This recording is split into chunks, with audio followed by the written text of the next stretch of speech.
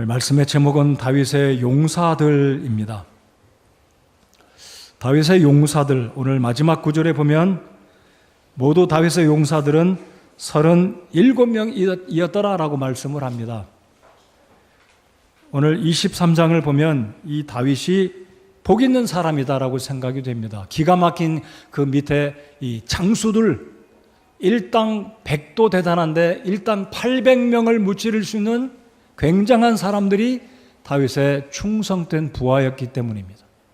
아마 저와 여러분이 한 나라의 왕이라든지 한 단체의 리더라고 가정을 할 때 우리 밑에서 나를 돕는 귀한 사람들이 이와 같은 능력의 사람들일 뿐만 아니라 충성된 사람들, 목숨을 버려서 자신의 주군을 위해서, 다윗을 위해서 어려움을 불사하지 않고 목숨을 불사하지 않고 정말로 정성을 다해서 섬긴 사람들을 밑에 거느린 사람이라면 진짜 복 있는 사람이다라고 할 것입니다. 자, 그런데 여러분, 다윗이 어떤 사람인가요? 다윗은 한때 굉장히 흉악한 사람이었습니다. 사람을 죽였죠? 죽이기 전에 무슨 일이 있었습니까? 남편을 둔 유부녀 밧세바를 데려다가 간음죄를 저질렀습니다. 그리고 그 죄를 덮으려고 밧세바의 남편을 가장 맹렬한 전쟁터에 보내서 그 우리아를 화살에 맞아 죽도록 교살의 죄, 화가 나서 살인한 죄보다 더 의도적인 교살의 죄를 저지른 아주 악한 흉악한 죄를 저지른 사람이 바로 다윗이었습니다.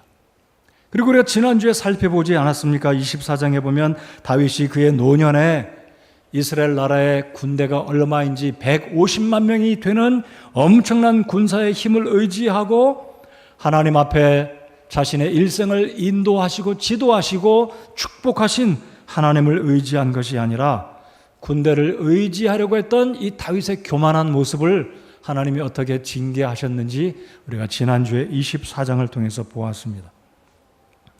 제가 오늘 다윗의 말씀을 전하고 다음 주에도 한 번 더 다윗과 연관된 말씀을 나누기를 원합니다. 자, 오늘은 이 다윗이 이렇게 살인죄를 저지르고 간음죄를 저지르고 하나님 앞에 교만한 죄를 저질러서 그의 무고한 백성들 7만 명이 죽어나가는 그 상황을 저희들이 바라보지 않았습니까?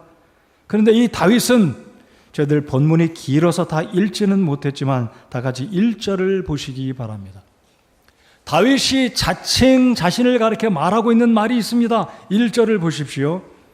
자, 1절 위에 뭐라고 기록되어 있습니까? 다윗의 마지막 말, 다윗의 유언이 아니겠습니까? 여러분, 마지막 말은 허투루 말하지 않잖아요. 굉장히 의미 있는 말이 유언이 아니겠습니까? 그런데 다윗이 무슨 말을 하는지 보시겠습니다. 이제 이것은 다윗의 마지막 말이라.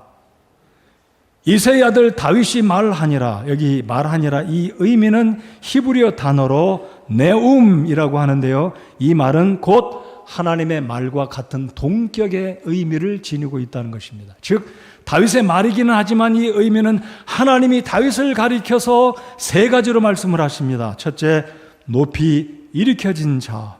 둘째, 야곱의 하나님에게서 기름 부음을 받은 자. 셋째, 이스라엘의 달콤한 시편 기자가 이르기를. 다윗은 스스로를 높이 일으켜진 자다, 기름 부음 받은 자다, 하나님의 말씀을 기록한 시편의 기자, 개역 성경에서는 노래 잘하는 자다라고 표현을 합니다. 멋진 표현이죠. 다윗은 젊었을 때 소년 시절에 수금을 타며 노래를 잘했기에 그 마을에서, 이스라엘에서 유명한, 오늘날로 치면 아마 굉장한 인기 가수였을 것입니다.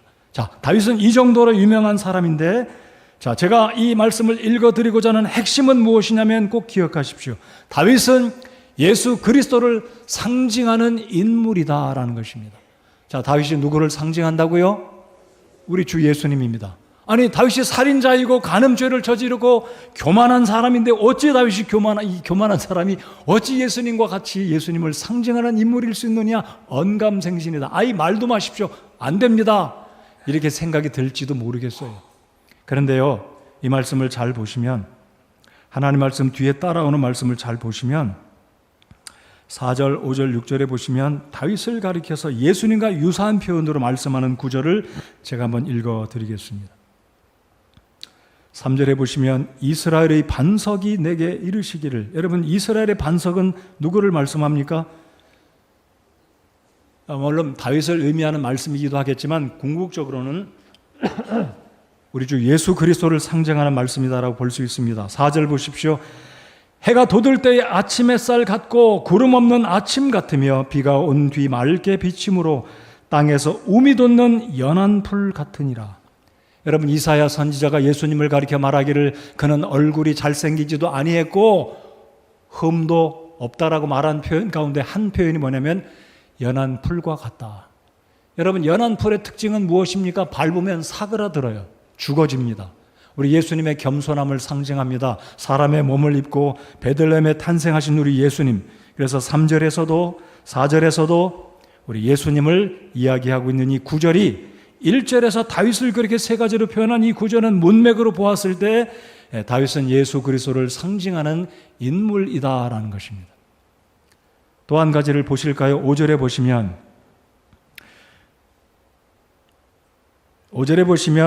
그분께서 나와 영존하는 언약을 맺으사라고 말합니다. 여러분, 사무엘기 하 7장에 보시면 다윗이 하나님께 언약을 받는데 너의 왕좌가 영원히 끊이지 아니할 것이다. 즉 메시아가 다윗의 가문에서 올 것을 예언하신 말씀입니다. 자, 그러므로 다윗은 예수 그리스도를 상징하는 인물이다라는 측면으로 오늘 말씀을 이해하신다면 왜 하나님께서 다윗에게 기가 막힌 용사들을 붙여주셨는지 이해가 되실 겁니다.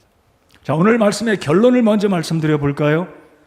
다윗의 이 37명의 기가 막힌 용사들은 누구를 상징하냐면 바로 예수 그리스도의 일꾼들, 즉 하나님의 나라를 위한 용사들로서 저와 여러분 또한 우리 주님을 위한 나라의 용사들이 돼야 한다는 말씀입니다. 자, 이것을 꼭 기억하시고, 자, 여러분, 다윗의 고향이 어디입니까? 베들레헴입니다. 우리 예수님이 어디에서 태어나셨습니까? 베들레헴입니다. 여러분, 구약 성경이나 복음서에 보면 다윗의 자손 예수여, 많은 병자들이 예수님을 부르기를 다윗의 자손 예수여 라고 말하는 구절, 바로 예수 그리스도는 유다 지파의 다윗의 후손으로 오신, 그러므로 다윗은 이스라엘의 왕이기도 하지만 장차 영원하신 왕, 궁극적인 왕, 멸망치 않으실 왕 예수 그리스도를 상징하고 있는 인물이다라는 것입니다. 자, 한 가지를 더 말씀드리고 싶습니다. 여러분, 아담과 하와가 하나님에 의해서 지음받고 하나님께서 그들에게 주셨던 에임, 목표, 목적, 그들의 사명은 무엇이었냐면 땅을 다스리고 정복하라 라는 사명을 주셨습니다. 근데 이 아담과 하와가 사탄의 유혹을 받고 넘어지고 범죄하게 됨으로 말미암아 이 세상의 임금이 되는 그 직분을 사탄이 빼앗아 갔습니다. 그래서 신약 성경에는 사탄을 가리켜 이 세상의 임금이다라고 합니다. 이 세상의 임금. 자, 보십시오. 우리 예수 그리스도는 두 번째 아담으로 오셔서 온 세상을 다스리시고 진정한 왕으로 오셔서 이 땅 위에 장차 천년 왕국을 세우실, 멸망하지 아니할, 쇠퇴하지 아니할 진정한 왕이기 때문에 바로 예수 그리스도는 다윗을 통해서 우리에게 보여주시는 궁극적인 왕이다라는 겁니다. 여러분, 다윗이 기름 부음을 받지 않았습니까? 사무엘에 의해서 기름 부음을 받았습니다. 여러분, 히브리어로 예수 그리스도를 메시아라고 합니다. 헬라어로는 예수님을 그리스도다라고 합니다. 그리스도, 메시아, 이 두 의미는 기름 부음을 받았다라는 것입니다. The anointed one, 기름 부음을 받은 자, 즉 예수 그리스도가 메시아이고 그리스도라는 의미. 자, 그래서 신약 성경에서 예수 그리스도께서 기름 부음을 받는 장면을 마태복음 3장에 보시면 실제로 사무엘이 다윗에게 양각 나팔에 기름을 채워서 그의 머리에 기름을 부었지만 예수님은 사람에게 기름 부음을 받지는 않으셨어요. 어디를 보아도 예수님이 기름 부음 받은 장면은 없습니다. 그러나 예수님께서 침례자 요한에게 침례를 받으실 때 예수님은 성령에 의해서 침례를 받았다, 기름 부음을 받았다라는 사실 다시 정정합니다. 예수 그리스도는 성령에 의해서 기름 부음을 받았다는 장면을 마태복음 3장에서 보실 수 있습니다. 그런 측면에서는 다윗도 기름 부음 받은 사람이고 베들레헴이 고향이고, 오늘 여기 4절에 보면 연한 풀같이, 그리고 영원한 언약을 세우신 그분을 본문에서 1절과 2절과 3절은 연결지은 이 문맥에서 바로 장차 오실 예수 그리스도를 상징한다라는 겁니다. 자, 그리고 이제 8절부터는 다윗이 소유한 용사들의 이름은 이러하니라 라고 다윗이 소유한 용사들의 이름을 언급하고 있습니다.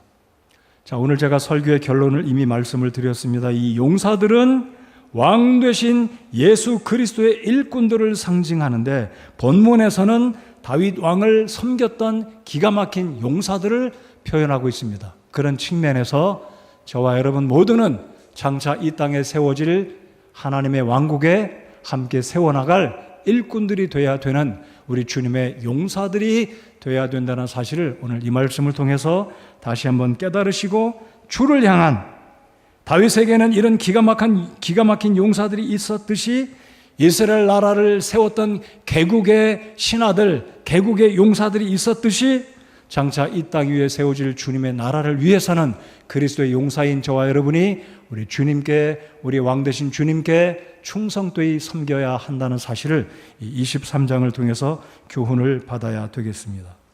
이해가 되셨죠? 자, 그러면 첫 번째로 다윗의 용사들, 세 용사들은 누구인지 8절부터 12절에 보시겠습니다. 이 세 용사들은 정말로 기가 막힌 사람들이었습니다. 첫 번째, 8절 중간에 보시면 다그몬 사람 곧 에센 사람 아디노는 대장들 가운데 우두머리더라. 그가 자기 창을 들어 800명을 치고 한 번에 그를 죽였더라. 여러분, 한 사람이 8명을 물리치는 것도 굉장한 거라고 저는 생각합니다. 여러분, 옛날에는 뭐 수류탄으로, 총으로, 미사일로 한 번에 800명, 1000명 죽이는 시대가 아니라 한 번에 한 사람을 죽일 수밖에 없어요. 칼을 쓰든지 창을 쓰든지 활을 쓰든지 몸과 몸으로 맞대서 싸우는, 이때 한 사람이 8명만 죽여도 굉장한 겁니다. 그런데 이 사람은 800명을 죽였어요. 안 믿겨지시죠? 이게 우화라고 생각되십니까? 과장됐다고 생각하십니까? 저는 그렇게 믿지 않습니다. 하나님께서 말씀에 기록한 대로 이 다윗의 용사 첫 번째 이 아디노라는 사람은 자신의 창을 들어서 800명을 죽였다. 이 말씀 저는 믿습니다. 문자 그대로. 굉장하지 않습니까? 안 굉장해요? 자, 두 번째. 그 다음은 아호와 사람 도도의 아들 엘르아살인데 그는 다윗과 함께한 세 용사 중에 하나더라. The second man이죠. 두 번째 사람, 블레셋 사람들이 싸우려고 함께 모임에 이스라엘 사람들이 물러섰으나 그때 그들이 저들에게 도전하였고, 다 도망갔습니다. 누가 도망갔어요? 이스라엘 백성들이 혼비 백성에서 다 도망갔습니다. 근데 한 사람만 전장을 지켰습니다. 한 사람. 그게 누구인가요? 두 번째 사람입니다. 엘르아살. 우리 군대 갔다 오신 여러분들 전장터에 서본 적은 없을 거예요.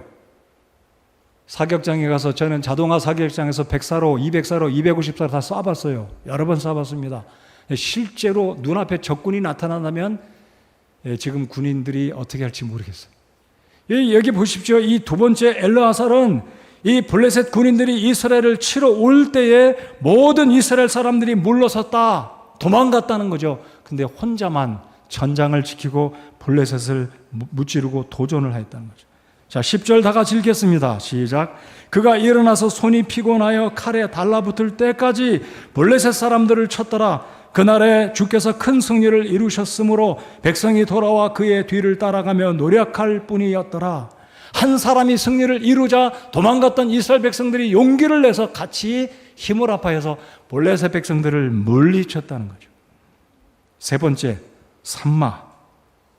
그 다음은 하랄 사람 아게의 아들 삼마더라. 블레셋 사람들이 때를 지어 팥이 무성한 땅에 함께 모임에 백성들이 블레셋 사람들로부터 도망하였으나, 아마 첫 번째 용사, 두 번째 용사, 세 번째 용사와의 전쟁의 그 틈이 얼마였는지 모르겠어요. 시간적인 흐름이 있었겠죠. 또다시 블레셋이 쳐들어왔습니다. 그런데 팥을 수확하는 시기였던 것 같아요. 아마 이스라엘 사람들이 팥을 수확했다는 것은 좀 생소한 것 같아요. 예를 들어서 포도다. 예를 들어서 뭐 감남류다, 올리브다 이해가 가는데 팥을 수확할 시기였어요. 자, 그런데 공통점은 역시 다 백성들이 도망갑니다. 그런데 산마만큼은 우리 백성들이 땀을 흘려서 만들고 가꾼 이 팥을 적군에게 빼앗기는 것이 안타까우니까 혼자서 맞서서 적군을 향해 칼을 뽑고 대적했다는 거죠. 12절, 그는 그 땅 한가운데 서서 그 땅을 보호하고 블레셋 사람들을 죽였더라. 주께서 큰 승리를 이루셨더라.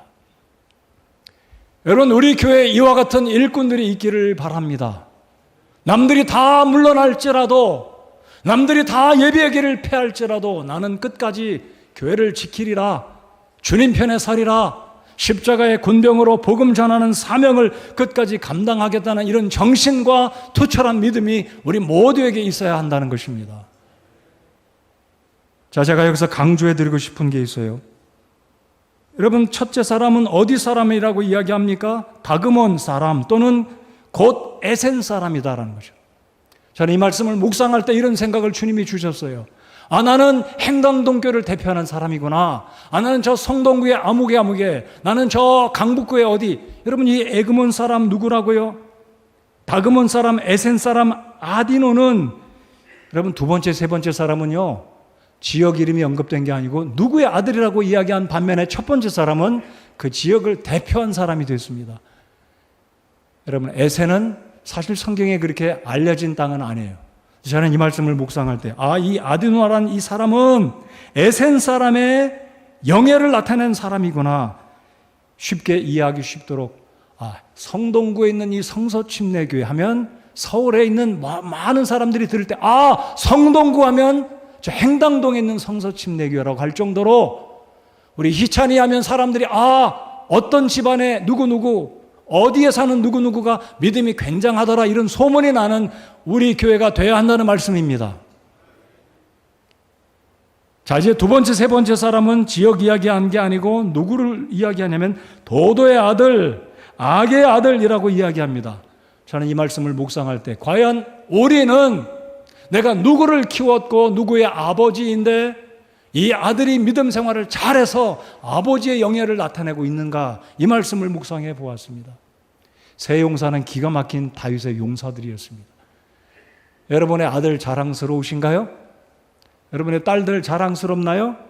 우리 주자매 옆에 우리 지금 아들이 딱 앉아 있어요. 지난주에 제가 놀랐어요.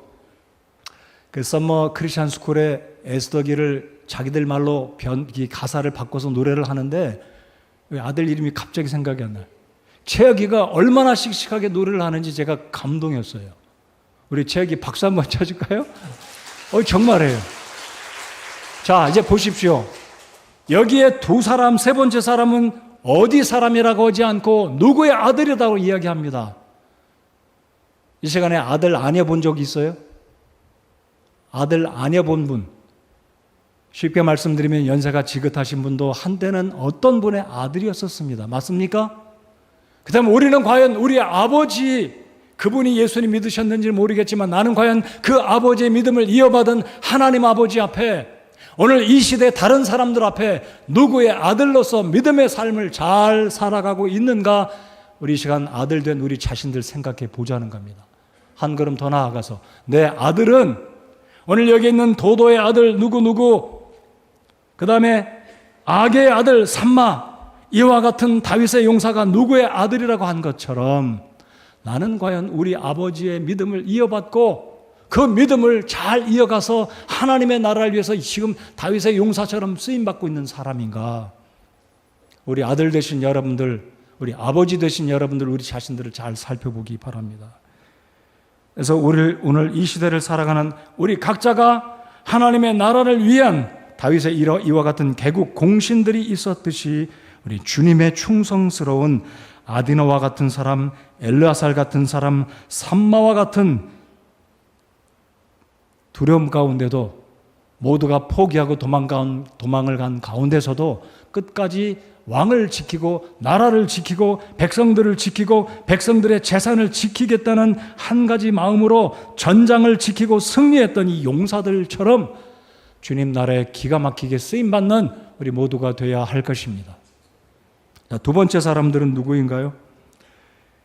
자, 이 사무엘기하 23장에 손꼽는 굉장한 감동스러운 이야기가 두 번째 일꾼들, 두 번째 이 다윗의 일꾼들입니다. 새 용사, 또 다른 새 용사입니다. 자, 13절을 보시겠습니다. 또 30명의 우두머리 중에서 세 사람이 내려가 수확하는 때에 아둘람 굴에 이르러 다윗에게로 갔는데, 그러면 아둘람 굴은 다윗이 어떤 시절을 보냈었습니까? 다윗이 약관의 시대, 그러니까 기름 부음을 받고 이스라엘 두 번째 왕으로 세움을 받은 지 얼마 안 돼서 골리앗을 물리쳤더니 사울이 시기해가지고 다윗을 죽이려고 하자 다윗이 왕궁을 떠나 광야로 도망 다니던 초창기의 시기였습니다. 사무엘상 앞부분에 보시면 다윗이 도망 다니던 시기에 다윗이 이제 아둘람 굴에 숨어 있을 때 약 400명의 빚진 자, 병든 자, 소외계층의 사람들이, 쉽게 말씀드리면 2류, 3류의 사람들이 다윗에게 몰려옵니다. 다시 강조합니다. 다윗이 아둘람 굴에 숨어 있을 때 2, 3류의 삶을 살던 사람들이 도망왔어요.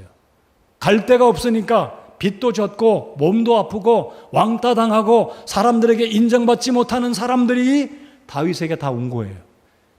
다윗이 400명을 거느립니다. 자, 바로 그 부분이 13절, 14절의 배경입니다. 자, 14절 또 보십시오. 다윗은 그때 요새에 있었고, 그러니까 요새라 하면 아마 자기들 나름대로 굴에 숨어 있고 여차하면 사울의 군사가 쳐들어오면 방비를 하려고 꾸며둔 어떤 요새였던 것 같아요. 근데 문제는 사울의 군사들이 아니라 진짜 적군이 온 거예요. 이스라엘 백성들 사울의 군사가 아니라 진짜 적군의 블레셋 군사들이 온 겁니다. 그리고 그것에 수비대를 갖추어 두었어요. 여러분, 그때 베들레헴에 있었더라. 자, 이 블레셋의 병사들이 수비대를 이루고 베들레헴에 진을 치고 있는데 다윗이 도망 다니다 보니까 목이 마른 거예요. 제가 물 한 모금 마실게요. 얼마나 목이 말랐겠습니까? 뜨거운 여름에 광야에 사막에. 여러분, 우리 모두는 엄마가 만든 음식이 생각나요. 홈메이드 브레드, 엄마가 만든 홈메이드 잼.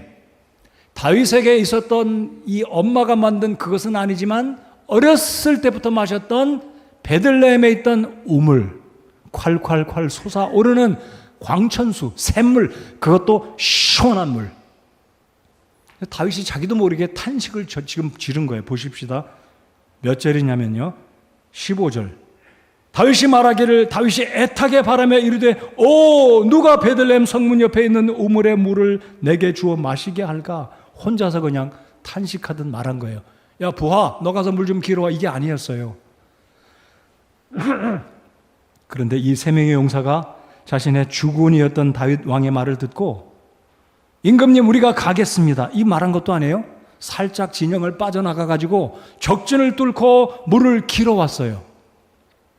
다윗이 있는 이곳에서부터 베들레헴 우물가까지는 얼마가 될지 모르지만 학자들에 의하면 이 베들레헴에 있는 이 우물가는 베들레헴 중심부에서 약 15km 떨어진 곳이라고 하는데 제 기억이 정확한지 모르겠지만 제가 그렇게 기억합니다. 아무튼 먼 거리였을 거고, 그것도 거기에는 적진에 적들이 우글거리는, 세 명이 적진을 뚫고 물을 길러간다는 것은요, 있을 수 있는 일이 아니잖아요.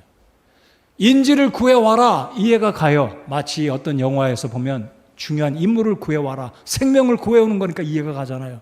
근데 물 한 그릇 뜨러 가나요? 여러분, 이 세 명의 용사들은 자신의 왕이었던 다윗을 위해서 목숨을 아까워하지 않고 물을 길어 왔습니다. 자, 그런데 이제 물을 길어 왔을 때 다윗이 그 물을 봅니다.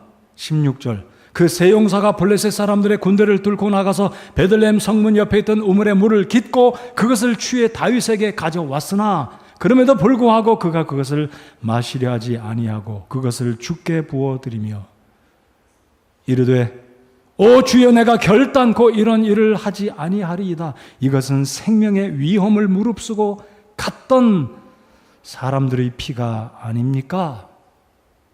저는 제 설교 노트에 이렇게 적어두었어요. 영웅은 영웅을 알아본다. 자신의 목마르기 때문에 탄식했던 다윗을 위해서, 자신의 주군을 위해서 목숨도 아까워하지 않고 적진을 뚫고 가서 몇 사람을 죽였는지 모르겠습니다. 몇 명을 맞부닥뜨렸는지 모르겠습니다. 물을 길어서 돌아올 때 물을 얼마나 흘렸는지 모르겠습니다. 한 사람은 이 생명과 같은 물을 흘리지 않으려고 얼마나 상상이 가십니까? 나머지 두 사람은 한 사람을 호위해서 앞뒤로 전으로 다가오는 칼과 창을 막으려고 온 힘을 다해서 물을 길어옵니다. 다윗이 그 모습을 바라보았을 때 찔림을 받습니다. 내가 잘못했다. 내가 미리 알았더라면 내 사랑하는 용사들을 절대로 보내지 않았을 텐데. 이런 구절은 없어요. 그러나 다윗은 그들의 생명의 귀함, 그들의 정말로 목숨 바친 그 헌신을 바라보고 물을 부어드렸습니다. 관제, 하나님께 부어드린 거예요. 그리고 다윗이 말하기를 이것은 물이 아니다. 이것은 내 사랑하는 용사들의 생명의 피다 하고 주님께 부어드렸다는 거죠. 다윗은 행복한 사람입니다. 다윗이 푸념하듯이 목마르다고 했을 때 다윗을 위해서 목숨을 아까워하지 않고 물을 길러갔던 이 귀한 용사들. 여러분, 우리는 과연 우리를 위해서 목숨 버리신 우리 주님을 위해서, 우리 주님께서 성령을 통해서 어떤 메시지를 주실 때 마음속에 감동을 받고 주여 제가 행하겠나이다라고 행동으로 옮기고 있는지 우리 자신들을 돌아보기 바랍니다. 우리의 손과 발은 너무나 얼어붙어 있지 않는지 우리 자신들을 돌아봐야 할 것입니다. 저는 이 말씀을 묵상하며 세 가지를 생각해 보았습니다. 첫 번째, 주님의 음성에 나는 귀를 기울여 듣고 있는가? 여러분, 다윗이 그냥 혼자서 푸념하듯이 목마른데 내가 어렸을 때 마셨던 그 물 마시면 얼마나 좋을까? 누가 나한테 그 물을 줄 수 있을까? 명령한 것도 아니었어요. 들으라고 말한 것도 아니었다고 저는 생각합니다. 얼마나 그 목이 말랐으면 혼자서. 근데 그 말을 들었던 다윗의 충성스러웠던 세 용사는 적진을 뚫고 물을 길어옵니다. 그래서 저는 이렇게 생각합니다. 이렇게 믿습니다. 주님의 음성에 내가 귀를 기울일 때 우리의 헌신이 비로소 시작이 된다라는 것입니다.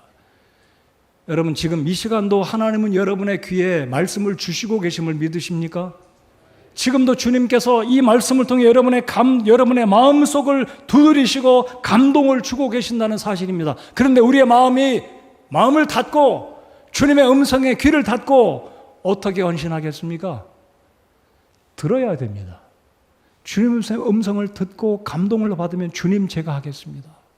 제가 미처 생각 못했네요.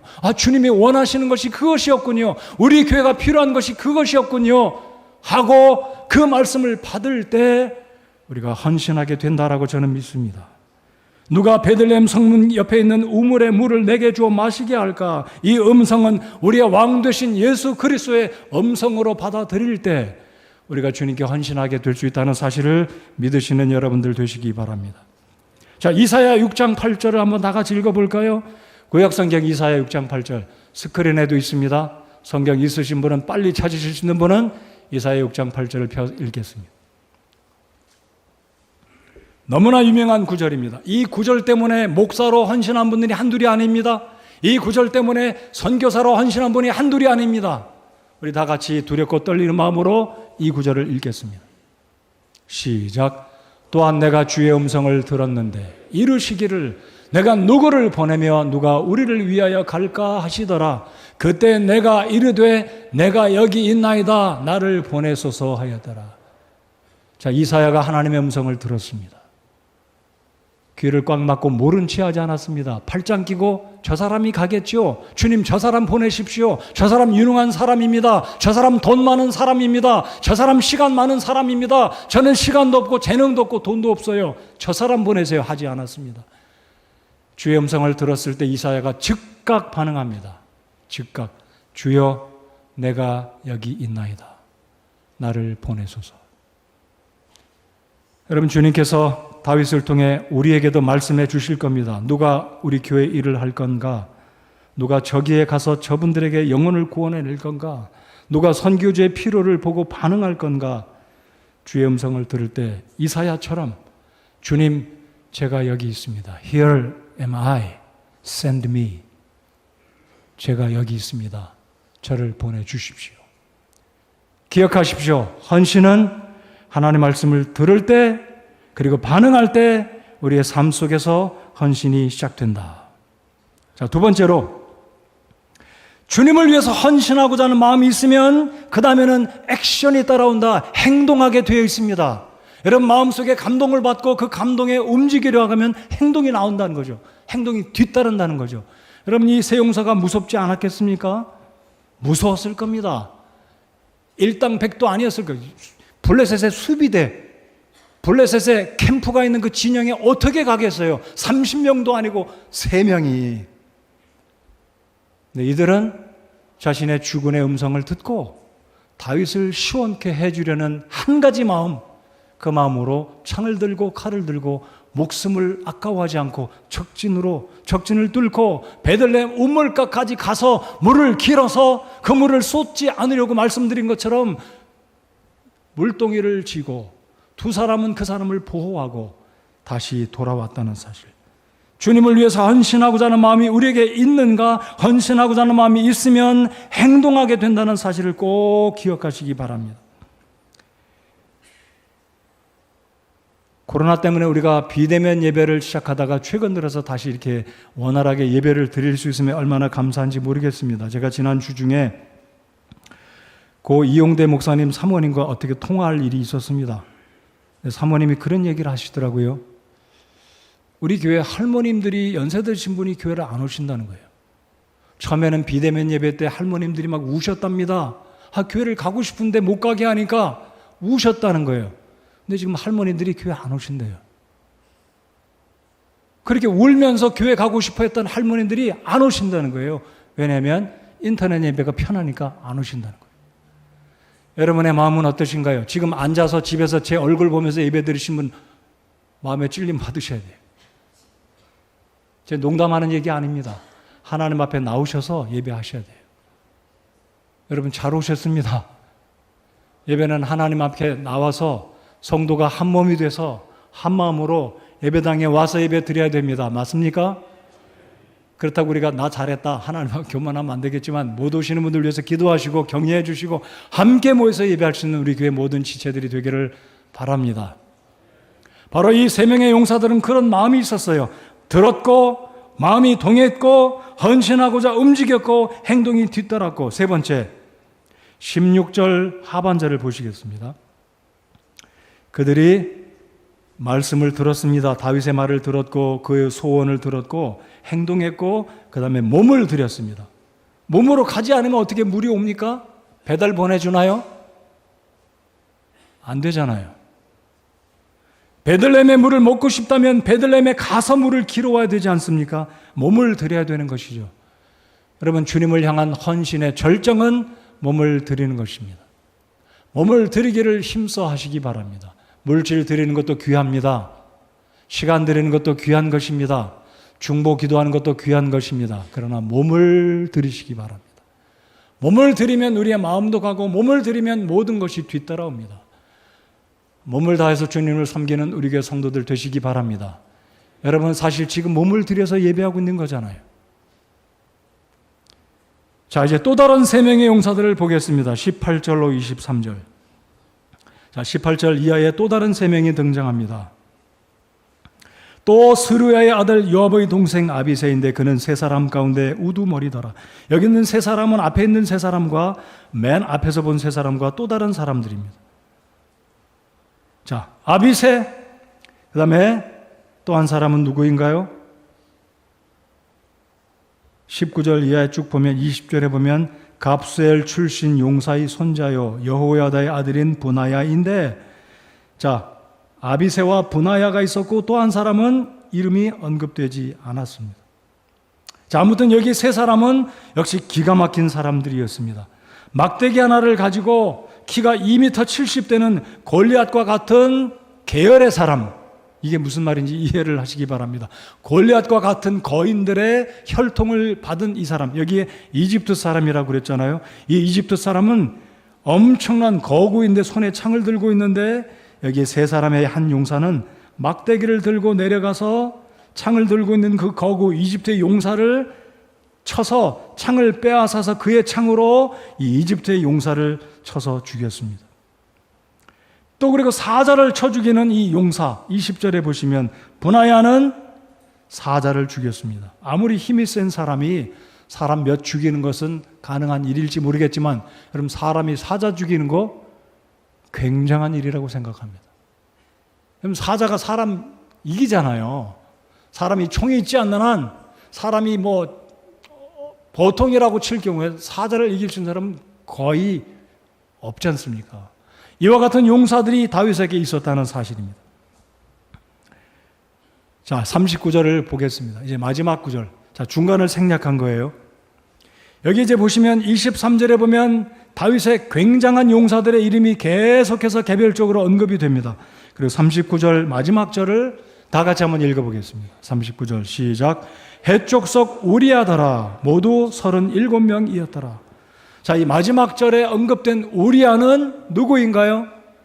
오늘 제가 설교 서두에 언급드렸던 다윗이 간음죄를 저지르고 우리아의 이 아내 밧세바를 취하고 밧세바가 아기를 가진 소식이 들려오자 자신의 부끄러운 간음의 죄를 덮으려고 우리아를 적장 그 전쟁터에서 불러서 집으로 내려가라고 하잖아요. 근데 우리아는 충신인지라 집에 내려가지도 않아요. 캠프에서 자신의 동료들과 함께 그냥 캠프에서 잡니다. 왕의 음식이 집에 내려가잖아요. 그 최고의 음식으로 다윗의 전략이었어요. 이 우리아의 마음을 꼬이려고 최고의 음식과 술을 보냅니다. 이 정도면 우리아가 집에 가서 아내도 보고 사랑하는 아내와 대화도 나누고 뭐 이렇게 하겠잖아요. 음식도 먹고. 근데 우리아는 절대 충성이었습니다. 하나님의 진이 이렇게 있고 우리 용사들이 지금 적전에서 적군을 맞이하고 있는데 제가 어찌 제 집에 내려가서 산의 진미와 더불어 제 아내와 함께 희희낙낙하며 있을 때입니까? 하고 우리아가 내려가지 않아요. 결국 다윗은 자신의 죄를 숨길 수 없음을 알고 교사를 하잖아요. 요압에게 명령을 내립니다. 요압아, 너는 우리아를 데려다가 적진 가장 전방에 세워서 적진의 화살이 날아오면 다른 사람도 후퇴시키고 우리아만 남겨두고 후퇴하라. 우리아가 죽었어요. 자, 기억하세요. 왜 사무엘기야 이 본문의 저자는 마지막 인물로 충성된 우리아를 37명의 마지막 리스트로 우리아였더라 라는 말씀을 적어 두셨을까요? 우리아의 충성됨 다 이해하셨죠? 그는 앞선 세 사람의 용사보다 기가 막힌 어떤 전승을 거두지는 못했지만 충성의 입장에서 충성이라는 이 단어를 적용해 본다면 어떤 사람 못지않은 왕을 향한 절대적인 충성을 왕에게 드렸던 충신 중에 충신, 죽기까지. 저와 여러분에게 이러한 충성됨이 주님께 있으신지 이 우리아를 한번 묵상해 보시기 바랍니다. 자, 이제 설교의 끝부분이고 다음 주에 제가 또 말씀을 다윗과 연관돼서 살펴보실 텐데요. 자, 지난주에 사무엘기하 24장을 살펴보았습니다. 사무엘기하에 등장하는 인물이 누구였는지 기억나시죠? 자, 오늘 이 23장에 다윗의 기가 막힌 용사들 37명 가운데 꼭 있어야 될 사람이 누락됐어요. 희한합니다. 왜 이 사람이 없을까? 이 사람은 누구일까요? 저 뒤에 지난주에 손망원경을 하고 저를 쳐다봤던 동우에게 물어보겠습니다. 자, 동우. 자, 사무엘기하 23장의 다윗의 용사들 가운데 꼭 있어야 될 인물이 빠진 사람이 누구라고 생각하세요? 뭐라고 그랬어요? 맞습니다. 우리 동호를 위해서 박수 한번 쳐주시면 좋겠어요. 제가 지난 주간에 이런 묵상도 해봤습니다. 우리 어른 여러분들 이해해 주시라고 믿어요. 우리 교회 지난달에 초등부 예배 모범생, 지난달에 우리 중고등부의 예배 모범생 해가지고 액자로 걸어가지고 아니면 스크린에 매주 예배 때마다 보여주면 좋겠다고 생각이 들었어요. 좋은 생각인가요? 우리 아이들을 격려하기 위해서 예배 모범생. 그래서 다음 달엔 누가 올지 모르요. 우리 선생님들한테 물어볼게. 이제 9월 달에 시작되니까 8월 달에 초등부에서 유치부에서 중고등부에서 예배를 제일 잘 드린 학생이 누군지 그래서 예배 시간 전에 스크린에 띄워서 이 아이들을 격려하는 시간을 갖기를 바랍니다. 자, 23장의 37명의 다윗의 용사 가운데 누락된 사람이 누구라고요? 요압이었어요. 왜 그랬을까요? 여러분, 요압은요, 다윗의 사촌 동생입니다. 다음 주에 말씀드리겠지만, 여러분, 요압은 이스라엘 군대의 국방부 장관 같은 인물이었습니다. 총사령관이었어요. 그러면 여러분, 지휘적으로 보나 무엇으로 보나 요압이 서열로 보면 첫 번째 아니면 뭐 세 번째, 네 번째 들어가야 될 인물 아니겠습니까? 요압은 끼지도 못했습니다. 사실은요, 요압의 이름은 패싱 됐어요. 패싱. 지나쳐버렸어요. 우리 희찬이가 제 얼굴을 잘 쳐다보고 있는데 성경 구절을 다 같이 한번 보겠습니다. 요압의 이름은 어떻게 됐다고요? 패싱. 아예 언급이 안 됐으면 덜 부끄러웠을 텐데 살짝 언급하고 요압의 이름은 지나쳐버립니다. 패싱 당했어요. 왜 그런지 묵상해 보시기 바랍니다. 자, 다 같이 몇 절을 보시냐면 18절을 보시기 바랍니다. 18절 다 보십니까? 다 같이 읽겠습니다. 시작. 또 스루야의 아들 요압의 동생 아비새인데 그는 세 사람 가운데 우두머리더라. 자, 보십시오. 스루야는 요압의 어머니입니다. 근데 스루야의 세 아들이 있었는데 요압의 이름은 패싱된다라고 말씀드렸습니다. 이 구절에서 강조하고 있는 사람은 요압, 아비새 형이 아니라 요압의 동생 아비새가 강조되고 있고 요압은 그냥 패싱돼요. 요압의 동생 아비새인데 그는 세 사람 가운데 우두머리더라. 그가 창을 들어 300명을 쳐서 죽이고 세 사람 가운데 이름을 얻었으니 아비새는 요압을 어찌 표현하면 좋겠습니까? 요압은 형인데도 불구하고 요압은 그냥 이름만 언급되고 아비새가 형을 뛰어넘는 세 사람 가운데 이름을 얻은 300명을 무찌른 굉장한 다윗의 신하, 용사였다라는 겁니다. 왜 요압이 패싱되었을까요? 왜 요압은 사령관이고 다윗의 절대적으로 필요한 군장이었습니다. 사령관이었어요. 근데도 요압은 37명의 용사 가운데 누락된 안타까운 인물입니다. 왜일까요? 그것은 자기가 하고 싶은 일만 했던 사람이기 때문에 충성으로 다윗을 섬긴 사람이 아니라 자기를 위해서 일했기 때문에 자기가 좋아하는 일만 위해서 일했기 때문에 여러분 다윗이 누구 때문에 마음이 아팠습니까? 압살롬이 죽어갈 때 다윗은 통곡하지 않아요. 내 아들 압살롬아, 내 아들 압살롬아, 내가 너를 대신해서 죽었으면 좋았을 것을. 압살롬을 죽인 사람이 누구인지 아시죠? 요압이었습니다. 다윗은 분명히 말했습니다. 모든 수하의 장군들에게 부하들에게 절대로 내 아들 요압이 나를 몰아내고 왕이 되려고 혁명을 일으켰지만 너희들 내 말 잘 듣거라. 누구도 내 아들 압살롬을 죽이지 말아라.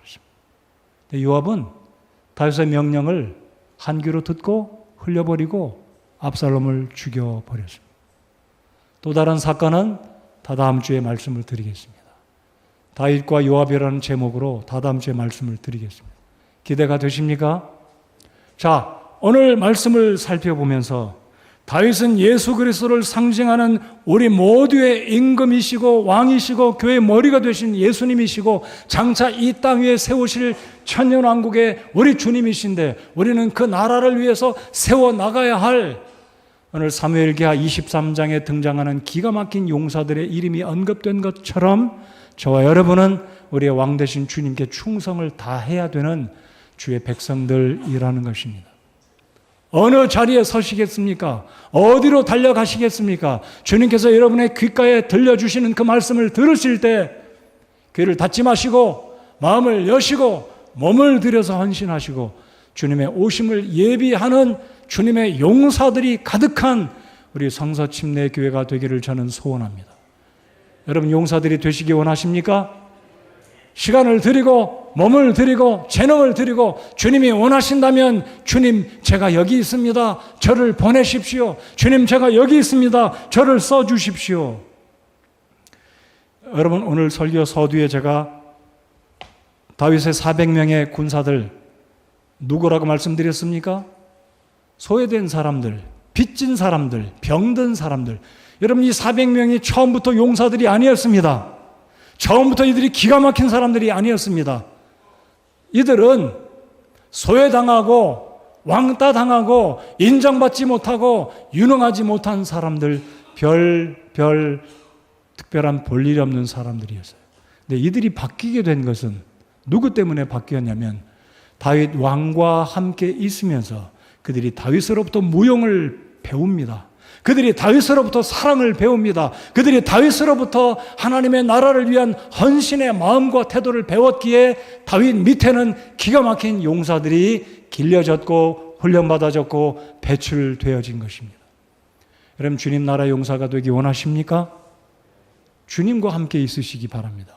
교회와 함께 하시고 이 믿음의 공동체, 말씀의 공동체, 예배의 공동체에 나오셔서 하나님의 말씀을 배울 때 우리가 훈련받고 가르침받고 도전받아서 우리도 어느 날인가 창을 들고 적진을 뚫고 나가는, 다윗을 위해서 물을 길어오는 300명을 무찌르고 800명을 무찌르는 주의 용사들이 될 것입니다. 기도하겠습니다.